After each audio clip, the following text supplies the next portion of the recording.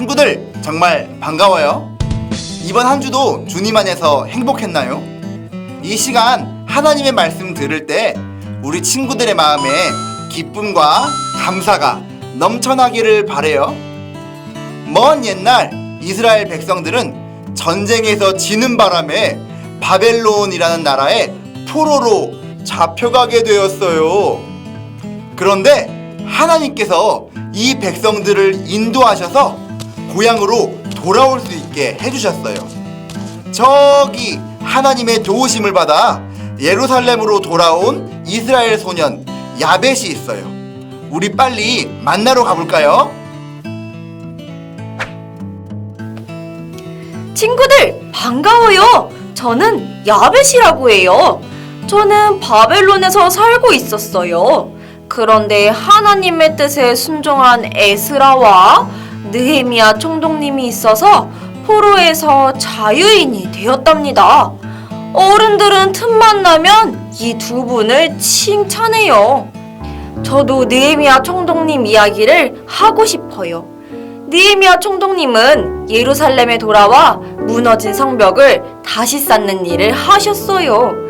느헤미야 총독님이 오시기 전에도 성벽을 다시 세우려는 노력들이 있었지만 여러 가지 이유로 실패했답니다. 성벽을 쌓는 일은 쉬운 일이 아니었지요. 무너진 돌을 치우고 다시 쌓는 일이 고되기도 했지만 이 일을 방해하는 사람들도 있었어요. 여러분, 조금만 힘을 냅시다. 하나님의 은혜로 이곳까지 오게 되었습니다.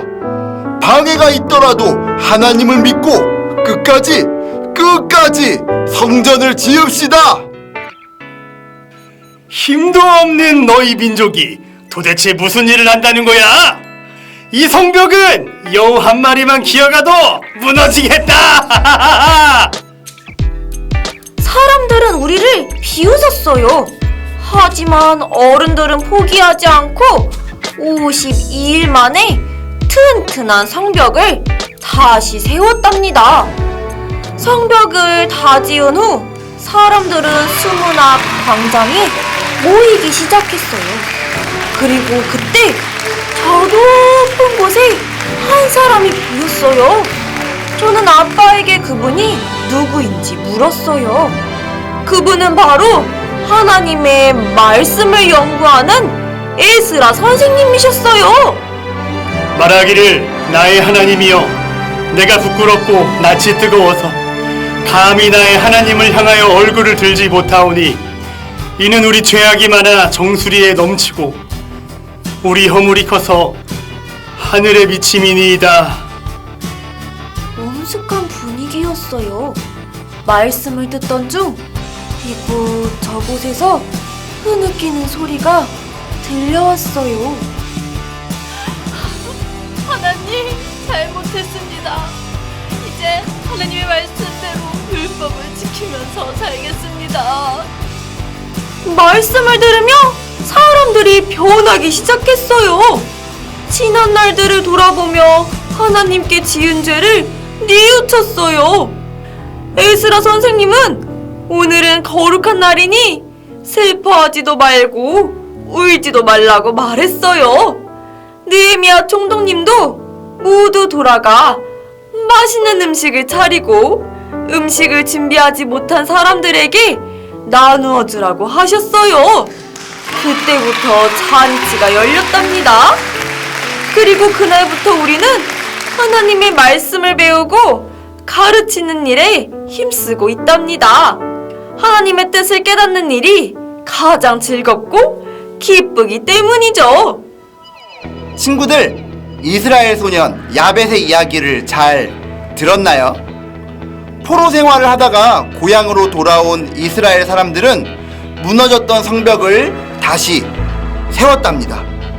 나라의 기초가 되는 성벽을 세우고 이스라엘 자손들은 조금도 지체하지 않고 하나님의 말씀을 듣는 일에 힘썼어요.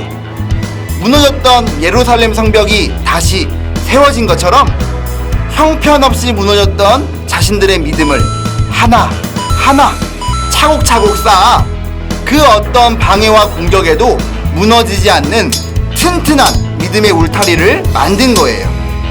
하나님의 말씀을 들을 때만 배울 수 있는 것이 있답니다. 첫째, 말씀을 들을 때 든든한 믿음을 가질 수 있어요. 둘째, 거울을 보며 내 얼굴에 더러운 것이 묻지 않았는지 확인하는 것처럼 하나님의 말씀은 우리의 삶을 비추어 준답니다. 하나님의 말씀을 들으며 우리는 우리의 죄를 깨닫게 되고 용서를 구할 수 있어요. 하나님의 말씀을 듣고 배우는 일에 날마다 힘쓰는 친구들이 되기를 바래요. 더 나아가 에스라처럼 하나님의 말씀을 다른 사람들에게 가르치는 데까지 이룰 수 있기를 기도할게요. 친구들, 안녕!